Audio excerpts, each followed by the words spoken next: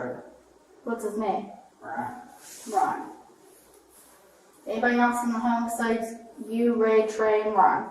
Trey, Mom, and his little brothers. It is important to understand Tylen's story before moving any further. According to him, he and Ray went to Trayvon Mitchell's house around 9:30 p.m. Not long after, Ron joined them. Based on Tylen's statement, it may seem like the four of them were just spending the night hanging out. But when Trayvon was interviewed, he made it clear that their intentions that night were anything but innocent. So tell me what happened tonight. How did you guys all get together? They called me. Say it again. They called me and asked me to come on. We're gonna go hit a lick. What was the plan? There's a girl. So at some point you all leave, right? And you go get an Uber. Is that fair? Were you gonna go somewhere? Okay. What was the plan? Just take their car? Yeah. Okay. And you're telling the truth, man, and I appreciate that, okay? That's all we want. When they got there, was it a man or woman that came? Okay. Do you remember what kind of car it was? Is it the car that's in your garage? Probably, yeah. Probably or yes? Okay. That's a Subaru. And it was you, Ray, Ty, and Ron. Fair? Okay. Was the plan to always to rob her? Or did somebody say something while you were driving? Or how did it happen?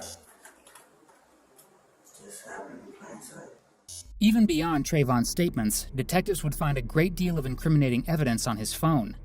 On the night of the incident, Trayvon created a fake Lyft account under the name Jimmy Smith using a prepaid cell phone at 12:33 a.m. At 12:48 a.m., he requested his first ride from Oak Ridge Drive in Dayton.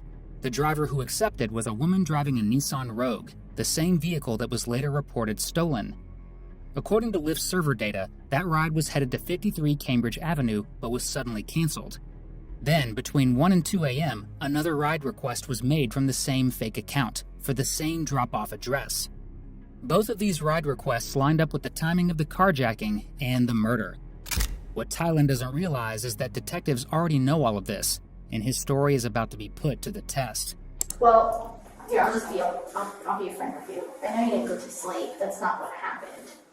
When Detective Roberts and I sit in this room, we expect you to be honest with us because we are honest with you.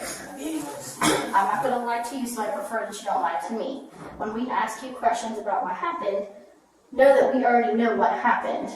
I'm seeing if you're going to be honest with me, and you haven't been so far. We're right at the beginning, so that's kind of silly, right? So we know that you and Ron and Trey and Ray caught a Lyft earlier today. You did catch a Lyft. So I got no proof I caught no Lyft. I was at the house, I went to sleep. I ain't catch no Lyft. I don't even got Lyft money to catch Lyft. Well, The plan was never to pay for it. The plan was to steal a car that's in the garage at the house where you were laying your head. Or where you say you were laying your head, but you weren't. Because the police were out there for like the last 6.5 hours screaming every outside, and you just said the address. Hold on. You just said the address so you know exactly where you were, probably because you heard it 150,000 times when the police are screaming it through a loudspeaker. Nah, that's because that's not my first time going on. Okay, but you knew the police were out there for hours calling. You weren't asleep. You don't sleep through that. Me, Ray, and Ron was in the basement. He woke me up talking about, brother, SWAT team, police is outside. Yeah, well, why would the SWAT team be there? I don't know. That's why I said, Why would the SWAT team be there? I mean, work with us. How old are you? 15. 15. Okay. You wouldn't be the first 15-year-old to sit in that chair. no. And you wouldn't be the first 15-year-old to catch adult charges for this kind of thing, okay?